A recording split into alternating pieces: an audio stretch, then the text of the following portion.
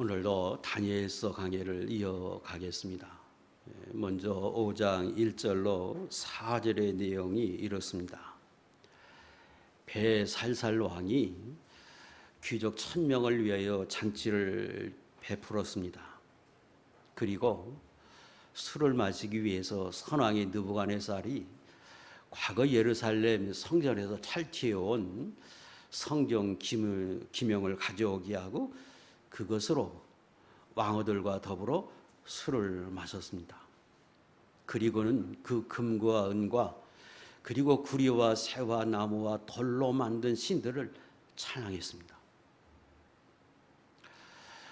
자, 먼저 본문에 처음 등장하는 벨사살 왕이 누군지, 또 느부갓네살 왕과 어떤 관계가 있는지, 그러니까 이 부분을 좀 먼저 살펴보겠습니다.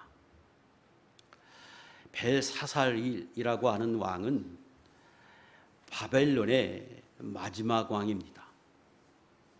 그래서 마지막 절에 메대 바사라고 하는 나라가 이 바벨론을 점령하고 그리고 다리오가 치리를 하는데 그때 있었던 왕이 벨사살 왕이고 그 침략에 의하여 이 사건이 있던 그날 밤에 이 벨사살 왕은 죽임을 당합니다. 여기 1절에 보면 벨사살 왕은 부친이 느부갓네살이다. 1절, 2절에 그리고 11절, 18절, 22절에 계속해서 느부갓네살이 벨사살 왕의 부친이다 이렇게 소개합니다. 그런데 정확하게 표현하면 느부갓네살 왕이 낳은 아들이 벨사살이다 하는 의미가 아니고 그의 왕족의 후손이었다, 자손이었다 그런 의미의 단어입니다. 그걸 보통 해석할 때 아들이라고 해석하기도 하고 후손이라고 자손이라고 해석하고 그 원어상에는 구별이 별로 안 됩니다. 그러면 그 둘 관계는 어떤 관계인가? 역사적으로 그 바벨론 왕들을 그 일대기를 보면 느부갓네살 왕 다음에 왕이 에벌무로닷이라고 하는 왕입니다. 띄워보세요. 그리고 그 뒤로 두 왕이 더 있고 맨 마지막 멸망받을 때 왕이 나보니두스라고 하는 왕입니다. 그러니까 이 느부갓네살이라고 하는 왕 다음에 멸망하기까지 네 왕이 존재했고 마지막은 역사적으로는 나보니두스라고 하는 왕인데 성경에는 벨사살 왕으로 기록이 됐습니다. 그 어떤 관계냐? 역사에 의하면 나부니두스라고 하는 이 왕이 노년에 말년에 자기의 장남인 벨사살 왕을 왕 자리에 세우고 치리하게 하고 자기가 그 위에서 다스렸습니다. 성왕이 된 거지요. 우리가 그거를 보통 섭정한다 그러지요. 그래서 어떤 이유가 됐든지 자기 아들 벨사살 왕을 왕자로서 나라를 다스리게 하고 실질적인 왕은 나부니두스라고 하는 사람이었습니다. 그리고 그 벨사살 왕이 마침내 죽임을 당하고 그 바벨론이 멸망을 당합니다. 이때가 기원전 538년입니다. 정확하게 말하면 바벨론에 붙들려 간 이스라엘 백성들이 예루살렘으로 귀환하기 2년 전의 일입니다. 거기까지 이해하고 오늘 본문을 조금 살피면 도움이 되겠습니다. 자, 1절과 4절 내용 속에서 그 벨사살 왕이 무엇을 잘못했다고 지금 지적을 하고 있는가? 첫째는 방탕하고 타락했다고 하는 것을 지적하는데 그것이 연회를 열 때에 왕후 왕비들 모아놓고 귀족을 모아놓고 1000명씩이나 데려놓고 연회를 베풀렀다. 이렇게 말씀하는데, 하나님을 섬기는 이스라엘 백성으로서 이렇게 했다고 하면 그게 큰 흠이 되지만, 사실 하나님을 알지 못하는 바벨론이라고 하는 제국에 이런 일이 있었던 것은 흔한 일이고 그저 당연하고 자연스러운 일일 수 있습니다.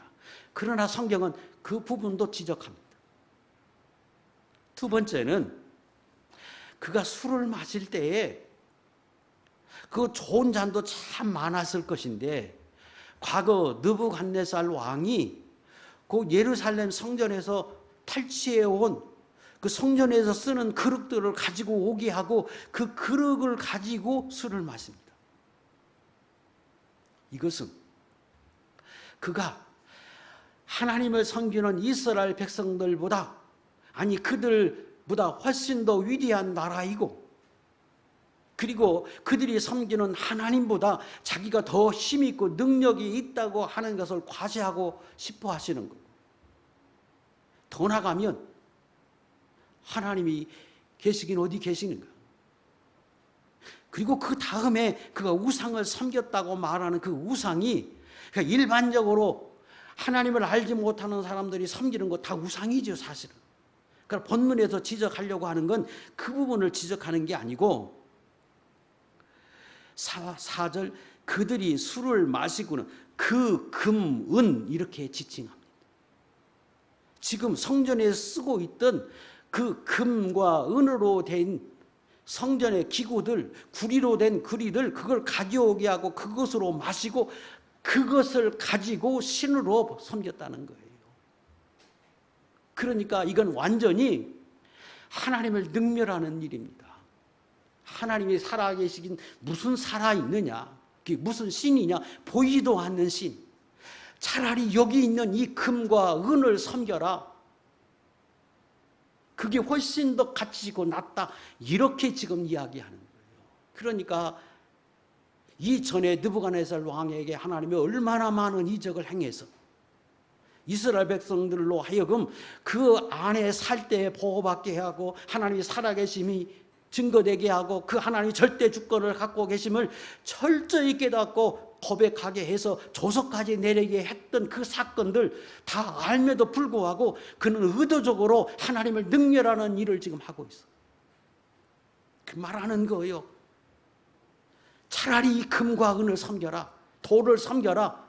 저기 있는 저 나무들을 섬겨라. 그게 더 가치 있고 그게 나은 것이지, 보이지도 않는 그 하나님이라고 하는 신, 이게 무슨 의미가 있느냐 하고 지금 능멸하는 거예요. 자, 이 사건이 어찌 보면 안 믿는 사람들에게 나타나는 그저 자연스러운 현상이 있을 것일 수 있는데, 성경을 이걸 기록해서 오늘 우리에게 교훈하십니다.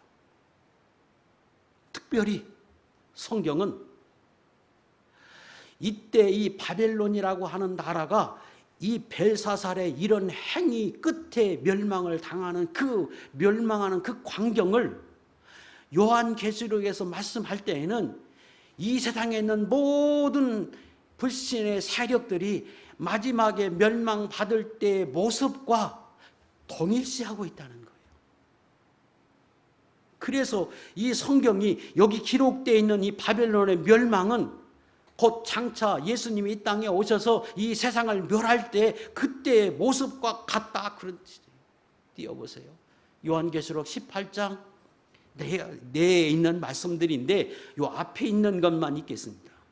시작. 무너졌도다 무너졌도다 큰 성 바벨론이여, 만국이 무너졌으며 하늘로부터 다른 음성이 나서 이르되 백성아 거기서 나와 그의 죄에 참여하지 말고 그가 받을 재앙들을 받지 말라. 바벨론이 또 등장한다, 그런 의미가 아니에요. 마지막에 주님이 멸망하는 이 세상은 바벨론과 같은 세상이었다. 그러므로 멸망을 당한다. 그리고 실제 그 바벨론이 어떻게 멸망했는지를 성경에 기록하는 거예요. 그래서 오늘 예수 믿는 저와 여러분들에게 교훈하시는 겁니다. 이것은 비단 말세에 관하는 그 마지막 심판만을 말하는 게 아니고, 그때 심판하실 하나님은 오늘도 살아계시고 역사하신 분이기에 이 땅에 우리가 살아가는 동안, 이 세상에 있는 동안에도 누구든지 이와 같은 모습으로 살면, 이와 같은 모습으로 변질되면 하나님이 임하셔서 그들에게도 하나님의 심판이 임한다고 하는 것을 말해줍니다. 그래서 본문에서 강조하는 것은 하나님이 너에게 은혜를 주고 복을 주었는데 그걸 가지고 타락해서 철저하게 자기 중심으로 자기를 위해서 사치하면서 안락하면서 그렇게 살아가는 이 세상, 이걸 지적합니다. 예수 믿는 사람이라도 처음에는 하나님을 잘 섬겼는데 평탄하고 그리고 하나님이 주신 복을 받으면 받을수록 하나님을 더 가까이, 하나님을 잘 섬기는 것이 아니라 더 타락한 자로 세상으로 더 가까이 가서 세상을 더 사랑하고 하나님을 멀리하고 마침내는 하나님을 적극적으로 대적하고 멸시하는 것과 같은 이 행동 나타나는 것, 이거 복된 모습이 아니에요. 그런 모습이 나타나면 하나님이 임하십니다. 그러므로 예수 믿는 사람은 철저히 깨달아서 내가 복을 받고 은혜를 입으면 그 하나님을 발견하고 더 가까이 가고 그 하나님을 더 잘 섬기는 사람이 되어야지, 의도적으로 하나님을 능욕하는 것처럼 마치 하나님이 어디 계시느냐, 나를 믿어라, 이렇게 말하고 행동하는 것처럼 보이는 건 하나님이 견디지 못해요. 역사적으로 보면 이때 이 바벨론의 상황은 어떠했느냐? 그러면 이 바벨론의 성이 엄청나게 견고했습니다. 문헌에 의하면 4마리의 말들이 끄는 마차가 그 성벽 위에서 양쪽으로 다닐 만큼 성이 견고했고 그 성 높이가 무려 14m나 됐다 그럽니다.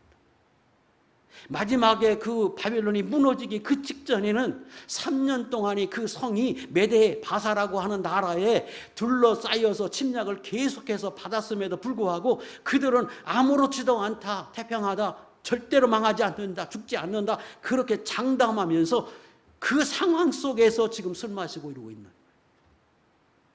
그래서 마지막에 주님이 임재할 때에 세상 모든 환경과 여건과 주위를 바라보면 하나님의 임하실 때가 가까이 왔음을 다 보이고 나타나고, 타락되어져서 하나님이 경고하고 경고했던 것들이 그대로 이루어짐에도 불구하고 세상은 걱정 없다, 태평하다, 절대 망하지 않는다, 그렇게 안일하게 사는 세상이 된다. 언제처럼?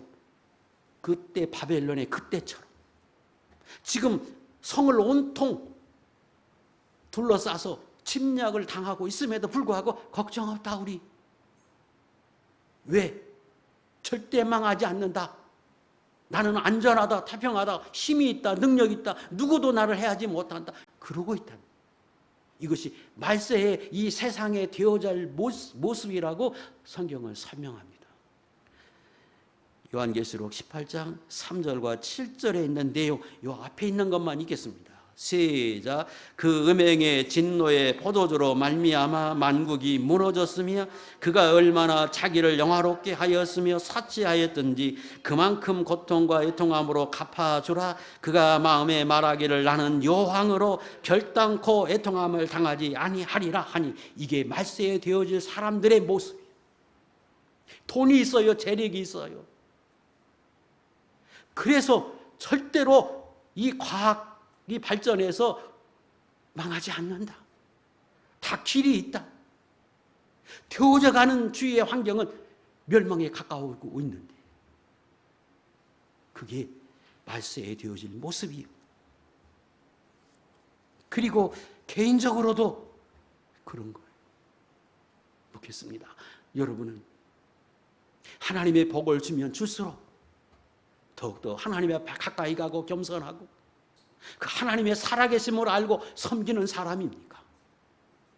아니면 바벨론처럼 말세에 주님이 임하실 수밖에 없는 그때 그 사람들의 모습처럼 점점 더 멀리 가고 때로는 하나님을 대적하고 멸시하고 능멸하는 것과 같이 행동하고 철저히 하나님과 알지 못하는 사람처럼 그렇게 살려 하는 사람이 있지 않습니까?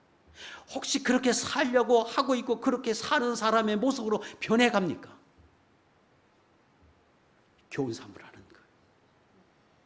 이것이 성경을 통해서 오늘 우리들에게 주시는 교훈입니다. 5절 이하의 말씀입니다. 그때 하나님이 어떻게 하셨느냐? 갑자기 그 연애를 베풀고 있는 그때에 사람의 손가락과 같은 형상이 나타나더니 그 손가락에 의하여 그들이 있는 그 벽에 글씨를 씁니다. 아무 사람의 모습이 없는데 손가락과 같은 것이 나타나고 그것이 글씨를 썼다 그러면 아무래도 불과 같은 것이 나타나서 그것으로 새긴 것처럼 보입니다. 그러니까 거기에 있던 왕과 귀족들과 왕후들이 사색을 하면서 본문에 의하면 그들이 온몸이 녹는 듯하고 힘이 빠지고 그리고 다리가 흔들려서 무릎끼리 부딪혔다고 말해요. 얼마나 두려웠는지. 그래서 그때 왕이 모든 지혜자들을 부르고 저기 써있는 저 글자가 무엇인지 읽어보라. 그리고 해석하라고 말하고 그걸 해석하는 사람들에게는 예물을 주고 상금을 주고 그리고 셋째 치리자는 자기 상황 그리고 자신 그리고 자기 밑에 총리와 같은 사람이죠. 그런 지위를 주겠다고 지금 왕이 이야기합니다. 누구도 바벨론에 있던 지혜자들 중에 그 누구도 그걸 읽지 못하고 해석 못합니다. 그때 거기에 있던 왕비 중에 하나가 과거 선왕 때 있었던 느부갓네살 때에 활동했던 다니엘을 떠오르고 그 다니엘을 왕에게 이야기합니다. 그 사람이면 해석할 수 있을 것입니다. 불러오게 하고 다니엘이 마침내 왕 앞에 섰습니다. 왕이 똑같이 이야기하지요. 이걸 읽고 해석하면 내가 많은 예물을 주고 큰 상금을 주고 셋째 치리자가 되게 하겠다고 이야기하니까 다니엘이 말하기를 거기 예물과 상금은 거절합니다. 그리고 셋째 치리자 되게 하겠다고 하는 건 수용합니다.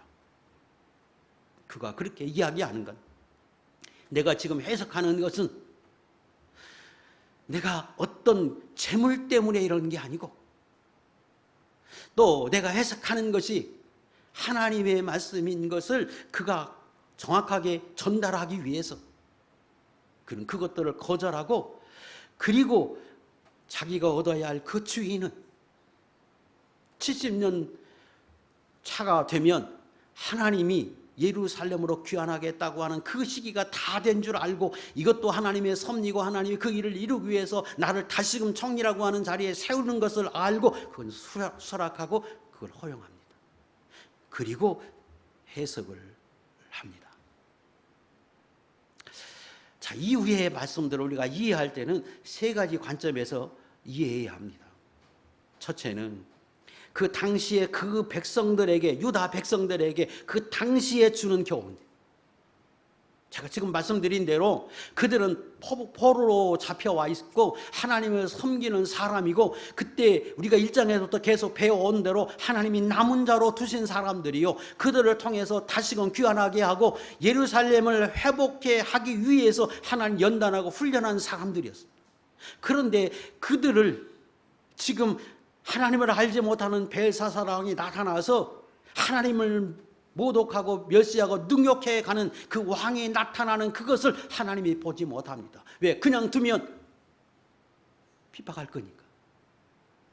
그리고 하나님의 뜻을 이루기 위해서 다시 예루살렘으로 귀환하게 하는 이 일들을 이루기 위해서 하나님이 그 당시 그때에 이 사건이 필요하고 이 일들을 위해서 하나님이 역사하시는, 그래서 그때 그 관점에서 우리가 오늘 본문을 봐야 하겠죠. 두 번째는 제가 전에 말씀드린 대로 이때 이 사건이, 이 바벨론의 멸망은 곧 마지막 때에 이 세상의 멸망과 동일시했기에 이후의 사건 또한 마지막 때에 나타날 그 주님의 마지막 심판과 연결시켜서 우리가 이해해야죠. 세 번째, 우리가 늘 말씀드린 대로 그것은 오늘 우리에게 영적으로 주는 교훈들. 이 세 가지 관점에서 오늘 이 사건들을 우리가 봐야 합니다. 전체적인 큰 틀에서 하나님이 지금 말씀하시는 것은 어느 때든지 바벨론과 같은 모습 속에서 살 때 하나님이 이 세상에 그렇게 되어져 가면 하나님이 갑자기 임한다. 지금 하나님이 임하고 하나님의 역사라고 하는 걸 알기 위해서 사람의 손가락 같은 형상만 나타나게 하고 그 벽에다가 글씨를 쓰게 하고 아무도 해석하지 못하고 오직 하나님의 영을 받은 다니엘만 해석하게 해서 그 일들이 하나님으로부터 왔음을 말해줍니다. 어느 시대든지 이렇게 바벨론과 같은 타락한 시대가 되면 그러면 하나님이 임하신다. 어떻게? 호련히 갑자기 어디에서, 공중에서 뭘로 불로 그 마지막 때 주님이 임하실 그 환경을 그 당시에도 똑같이 재현합니다. 약간의 형상은 다르지만 오늘 우리가 살아갈 때 믿음으로 살든지 그러지 못하든지 그 이스라엘 백성들 입장에서 보면 그들이 그 타락한 시대에도 포로로 잡혀갔지만 아픔을 겪지만 그 안에서 믿음으로 사는 그들 위에 하나님이 갑자기 나타나서 그들을 위해서 지금 하나님 역사하시는 거예요. 세상으로 보면 하나님이 임하셔서 심판이지만 그 당시 믿음을 지키고 있는 이스라엘 백성 입장에서 보면 하나님이 임하셔서 그들을 구원하는 역사고 그들을 살리는 역사고 그들에게 베푸는 축복의 역사를 지금 하나님이 갑자기 임하여 행하시는 거예요. 오늘날에도 같은 것. 말세에도 주님이 임하시면 예수 믿는 사람에게는 축복이요 믿지 않는 세상에는 심판이고 오늘 이 시대에도 내가 믿음으로 사는 다니엘과 같은 그때 포로되어 있던 그 믿음의 사람으로 살 때에 하나님이 임하시면 내게 복이고 그렇지 못하면 그 상응한 하나님의 판단이 있다고 하는 것을 오늘 이 성경 속에서 우리에게 말씀하고 말씀하고 계십니다. 데살로니가 전서 5장 2절로 3절에 주의 날이 밤에 도적같이 이를 줄을 너희 자신이 자세히 알기 때문이라. 그들이 평안하다 아니라다 할 그때에 임신한 여인에게 해산하는 고통이 이름과 같이 멸망하는 자에까지 그들에게 이르리라. 결코 피하지 못하리라고 성경은 설명해서 그 마지막 때에 주님이 임하시는 그 모습이 오늘 본문에 나타난 것과 같은 현상으로 나타날 것을 우리에게 예고하고 계십니다. 그때에 다니엘이 왕 앞에 서서 책망합니다. 이때 이 책망은 17절 이하의 말씀인데 곧 하나님의 책망입니다. 어느 시대든지 어느 때든지 하나님의 임하시면 책망을 받든지 칭찬을 받든지 그때 하나님의 음성이 들린 게 아니라 그 다니엘이라고 하는 사람의 입을 통해서 지금 하나님이 말씀하시는 겁니다. 누구에게? 세 불로 세 가지 관점에서 봐야 하는 저와 여러분들 모두에게 주시는 교훈들이요. 그때의 벨사살 왕, 그때의 바벨론 나라에게 하나님이 말씀하시는 겁니다. 18절 하나님께서 느부갓네살 왕에게 나라와 권세와 큰 영광을 주었다. 그리고 그에게 하나님의 주권을 보이고 하나님의 살아계심을 보이고 많은 걸 보였는데 그가 그걸 잊어버리고 18년 후에 그리고 또다시 10년 후에 그걸 잊어버릴 때 하나님이 그로 깨닫고 알게 하기 위해서 들짐승으로 낮추고 그래서 철저히 깨닫게 하고 난 뒤에 다시금 회복시켜 주었다. 너는 그의 선조 후손으로서 그 사실을 다 알매도 불구하고 너는 의도적으로 하나님을 멸시하고 능욕하는 것과 같이 행동하고 하나님께 영광을 돌리지 않았다. 그렇게 책망을 하고 있습니다. 이 책망은 마지막 때에 주님이 이 땅에 오실 때에도 이 세상의 모든 사람들에게 똑같이 하실 것입니다. 지금 하나님이 갑자기 공중에 임해서 말씀하신 것 같이 마지막 날에도 똑같이 임하게 하는데, 그때 하나님을 알지 못한다고 말하는 이 세상의 모든 사람들에도 하나님이 말씀하실 것입니다. 무엇이라고?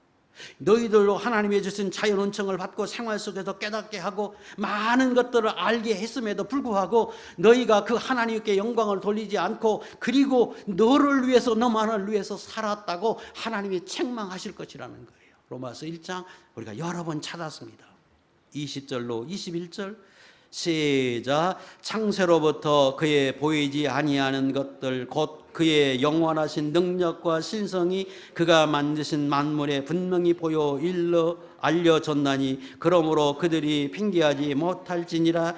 하나님을 알되 하나님을 영화롭게도 아니하며 감사하지도 아니하고. 생각해 보세요. 하나님을 모른다, 나는 하나님이 계신 줄 몰랐다. 그러지만 이 세상에 있는 그 모든 사람들이 한결같이 아는 건, 너 그렇게 살면 천벌받아, 너 그렇게 살면 천벌받아, 그 말은 다 합니다. 근데 사람들이 말할 때 세상에 만들기 누가 만들어? 하나님이 계시긴 뭐가 하나님이 계셔? 자연이 생긴 거고 진화된 거야. 신이 무슨 신이 있어? 이 세상 죽으면 끝이야.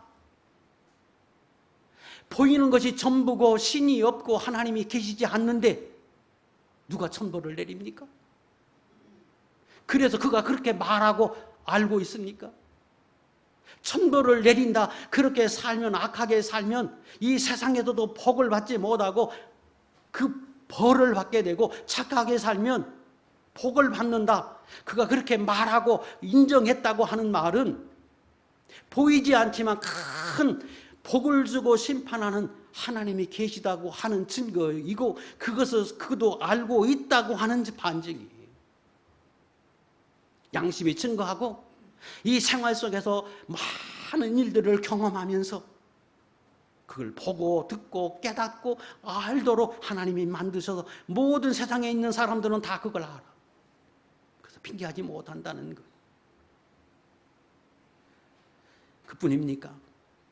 예수 믿는 사람들도 언젠가 하나님이 우리를 판단하실 것인데, 그 판단할 때는 두 가지 근거에 의해서 우리를 판단합니다. 요한복음 12장 48절, 하나님이 너에게 주신 말씀이 있다. 그 말씀이 성경이고 그 성경의 모든 말씀은 하나님의 말씀이다. 그래서 그 하나님의 말씀에 근거해서 하나님이 우리를 판단하실 것입니다. 또 하나는 각자에게 주신 은혜가 있다. 누가복음 12장 47절 48절, 그 정도가 다를 뿐 모든 사람에게 하나님이 주신 은혜가 있다. 지혜가 있다. 하나님이 깨닫게 하심이 있다. 그래서 그 정도에 따라서 하나님이 판단하실 건다. 누가복음 12장 47절 48절에 대해요. 이 두 가지 근거는 예수 믿는 사람들에게서 주신 하나님의 말씀이요, 이 근거에 의해서 예수 믿는 사람도 판단을 하게 할 것입니다. 그리고 실제로 그것이 사실임을 지금 24절 이하에 하나님이 벽에 쓴 글씨를 통해서 증거해 주고 있습니다.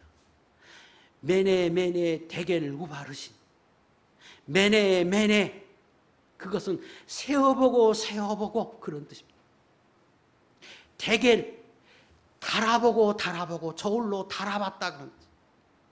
세어보고 세어보고 저울로 달아보고, 우 접속사입니다. 그래서 그러나 하나님이 볼 때에 부족해서 거기에 맞지 않아서 우바르신 나눈다, 쪼갠다, 심판한다. 하나님이 벽에다 쓴 글씨 내가 이렇게 하진다. 그것은 하나님의 공의로운 심판을 그대로 표현한 것이고, 마지막에 이 세상의 마지막 끝날 때에도 하나님은 그와 같이 지어서 또 지어서 달아봐서 거기에 합당한 모습으로 상보를 하실 것이다. 이것을 본문은 말씀하시고, 이것이 오늘 저와 여러분들에게 주신 교훈이고, 이 땅에 우리가 그래서 하나님 앞에 바로 살아가야 한다고 하는 것을 알게 하십니다. 시편 11편 4절, 여호와께서는 그의 성전에 계시고 여호와의 보좌는 하늘에 있으며 그의 눈이 인생을 통촉하시고 그의 안목이 그들을 감찰하는도다. 역대하 16장 9절에도 여호와의 눈은 온 땅을 두루 감찰하사 진심으로 자기에게 향하는 자들을 위하여 능력을 베푸신다고 말씀하십니다. 그래서 본문은 마지막으로 그 하나님이 벽에 쓴 그 글씨 공의도로 달아보고 달아봐서 하나님이 판단하신다고 하는 그 결론의 그 말씀대로 어떤 결과를 얻었는지까지 설명해 주고 있습니다. 첫째, 그때의 왕이 다니엘을 셋째 통치자로 삼았습니다. 다니엘을 셋째 통치자로 삼았다는 말은 아까 말씀드린 대로 상황이 있고 자기 부왕 아버지가 계시고, 그리고 둘째는 지금 섭정을 당하고 있는 그 벨사살 왕 두 번째 치리자고, 그 다음에 셋째 치리자를 다니엘로 세웠다는 것입니다. 이것은 하나님의 오묘하신 섭리지요. 왜? 2년 후에 예루살렘으로 귀환하기 위해서 하나님이 이렇게 하신 일입니다. 그리고 그 백성들, 거기에 믿음 생활하고 있는 그 당시에 유다 백성들을 보호하고 그들을 핍박하지 못하게 하기 위한 하나님의 강력하신 섭리고, 또 하나님의 보호하심의 역사였다고 하는 것을 우리는 이 앞에서 여러 번 말씀을 드렸습니다. 마지막 때에도 하나님은 우리에게 이렇게 하실 것입니다. 그래서 하나님이 임하시면, 주님이 임하시면 그때 여기 계신 모든 분들은, 믿음을 쓴 하나님의 사람들, 주 안에서 살았던 저와 여러분들은 마치 지금 다니엘을 셋째 치리자로 삼은 것처럼 하나님이 저와 여러분들의 그런 권세와 위엄 있는 자리에 세워주실 것입니다. 그때 우리가 세워져야 할 그 자리는 셋째 치리자와 같습니다. 왜 그런가 그러면 성부 하나님, 그 다음에 성자 예수님, 그리고 그와 왕노릇하고 해야 할 성도들. 그래서 요 본문에 나와 있는 셋째 치리자는 곧 마지막 때 주님이 임하면 우리가 입어야 할 영광스러운 자리이고, 오늘 우리가 받아야 할 축복의 그 자리를 지금 다니엘을 통해서 우리에게 예표해 주고 있습니다. 그리고 믿음의 사람들은 언제나 하나님이 임하시면 이와 같은 은혜를 오늘 이 시에도 허락하시고, 이 마지막 때 분명히 세상에 타락해서 마치 하나님을 알지 못하는 그 벨사살 왕과 같은 사람들이 있어서 핍박을 하고 예수 믿는 사람, 교회를 핍박하고 한다 할지라도 하나님은 마지막 하나님의 나라를 이루기 위해서, 하나님의 뜻을 이루기 위해서 예루살렘에 귀환하게 하는 그 하나님의 뜻을 이룰 때까지 보호하신 것처럼 마지막 때에 우리가 다 주님이 오시면 들림을 받고 하나님의 나라 가는 그때까지 예수 믿는 신실한 생명 있는 성도들 똑같은 차원에서 우리를 보호하십니다.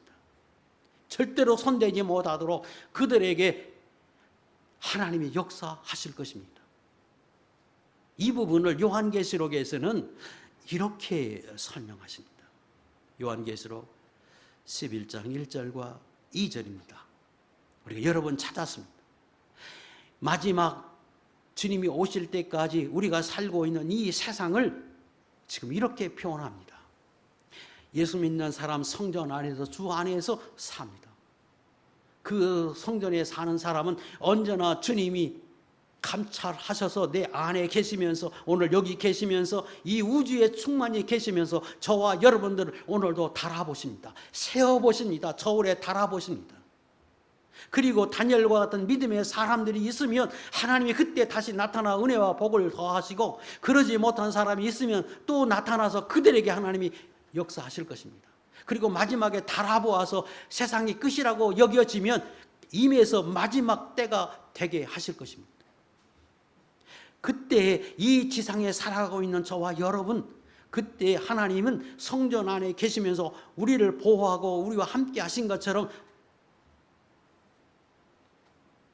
성전 안에를 하나님이 측량하시면서 그 안에 동행해 계세요. 그러나 성전 밖에, 주 안에 살지 않고 밖에 사는 사람에 대해서는 세상의 짓밟힘을 받는 것과 같은 모습으로 살게 하십니다. 마치 유다 백성들이 타락하니까 바벨론을 넘겨서 그들에게 짓밟힌 것처럼 그렇게 살게 하시는 것처럼 오늘도 영적으로는 똑같은 거예요.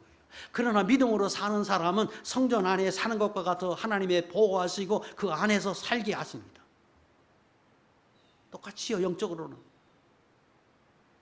그런데 그 밖에 하나님의 사람이지만 타락해서 마치 하나님이 기뻐하시지 못한 사람으로 살면 바벨론에 넘겨주는 것처럼 세상에 넘겨서 짓밟힘을 받는 것, 그거 하나님 허락하세요. 그렇다고 하나님이 가만히 계시느냐? 아니요. 마지막에는 그 부분도 나중에 심판이에요. 그래서 바벨론을 심판할 때 하나님이 말씀하십니다. 내가 내 백성들을 타락해서 너희 연단하기 위해서 잠깐 맡겼더니 너희가 그들에게, 유다 백성들에게 악을 행함으로 내가 마지막에 너희를 심판한다고 하신 것처럼 마지막에 이 세상을 심판할 때도 하나님이 똑같이 말씀하십니다. 그 다음 절 3절과 4절 5절은 그 다음에 이렇게 설명합니다. 그 부분은 앞에 있는 대로 읽겠습니다. 시작. 내가 나의 두 증인에게 권세를 주리니 그들이 굵은 베옷을 입고 1260일을 예언하리라. 만일 누구든지 그들을 해하고자 하면 그들의 입에서 불이 나와서 그들의 원수를 삼켜 버릴 것이요, 누구든지 그들을 해하고자 하면 반드시 그와 같이 죽임을 당하리라. 성전이 있어요. 성전 밖으로 나가면, 주님 밖에서 살면 짓밟히를 받는 거 허용했어요? 그 안에 살면 보호받아요? 그리고 그 보호받는 성도들이 두 증인, 이것은 여러 가지로 해석하는데 일반적으로는 구약교회와 신약교회 성도들을 가르칩니다. 복음을 위해서 힘있게 수고하고 애쓰는 둘은 증인의 수고, 복음을 위해서 생명 있는 사람으로 살아가는 성도들 다 같은 의미죠. 어떻게 보면 그런 사람들은 하나님이 보호하세요. 어떻게 보호하시느냐? 거기 있는 것처럼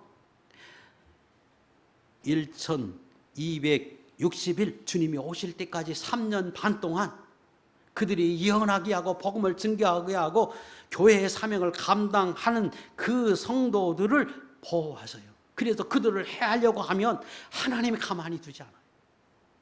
지금 마치 거기 바벨론의 포로 잡혀 있던 그 남은 자들, 두 증인과 같은 그들을 알지 못해서 이렇게 교만해서 그들을 해하려고 하는 벨사살 왕을 그냥 두지 않고 하나님이 역사한 것처럼 마지막 이 시대에 주님이 올 때까지도 우리가 두 증인으로 살면 우리도 보호받아서 그들의 입에서 불이 나와서 그들의 원수를 삼켜 버린 것과 같고, 누구든지 그들을 해하고자 하면 반드시 죽임을 당한 것처럼 벨사살 왕이 죽임을 당하는 것과 같이 하나님이 오늘 이 시대에도 그렇게 하신다. 그러므로 오늘 저와 여러분이 어떻게 사느냐, 내가 어떤 사람으로 사느냐가 중요하다는 거예요. 그때 과거 바벨론의 포로 잡혀가 있던 그들에게도 이렇게 역사하신 하나님이 온통 이 땅에 예수 믿는 사람이 소수 남아서 하나님을 섬기고 교회 안에 사는 이 소수가 남았고 점점점 세상에 타락하면 그 교회마저도 멸시하고 타락해서 교회를 해하려고 하는 수많은 사람들이 생겨날 것이지만, 그러나 그 아래에서 우리가 두 증인으로만 살면, 생명 있는 사람으로만 살면 그 성도들은 하나님의 보호하고 인도하신다고 말씀하십니다. 그리고 때가 되면 높이고 때가 되면 하나님의 세우고 그렇게 하실 것입니다. 그리고 주님이 오시면 저와 여러분도 셋째 치리지 않는 것과 같은 왕노로 타게 하는 자리에 우리를 세우게 하실 것입니다. 30절 31절 그러나 벨사살 왕은, 세상은 그 벨사살 왕과 같이 하나님을 멀리하고 멸시하고 조롱하고 모독하고 능욕했던 그 세력은 하나님이 멸하신다. 실제로 그렇게 되었다. 성경은 그렇게 매듭을 짓고 있습니다. 오늘 말씀을 마치려고 합니다. 다니엘서는 그 다니엘 그때 그 시대의 상황으로만 해석해도 충분히 은혜가 되고 그리고 족한 성경입니다. 그러나 이 성경을 처음에 제가 말씀드린 대로 남은 자의 시선에서 보면 오늘 이 시대에 사는 저와 여러분이 어떤 사람으로 살아야 하는지를 말해주고 그 남은 자로 살 때 주시는 은혜가 얼마나 큰지를 우리에게 알게 하시고, 더 나아가서 그것을 하나님은 어디에 연결시켰느냐, 마지막 말세에 주님이 오실 그때의 세상에 되어지는 모습과 연결시켜서 영적인 교훈들을 주고 계십니다. 오늘 우리가 그 시대를 살고 있는데 어느 시대라도 다니엘의 신앙을 본받고 새 친구의 신앙을 본받아서 그렇게 삶으로 그 다니엘 시대 때 나타났던 그 놀라운 이적과 기적 속에서 복을 받고 사는 것처럼 오늘 여기 계신 모든 분도 그런 은혜와 복을 받고 살아가는 거룩한 종들이 될 수 있기를 주의 이름으로 축복합니다. 기도하겠습니다.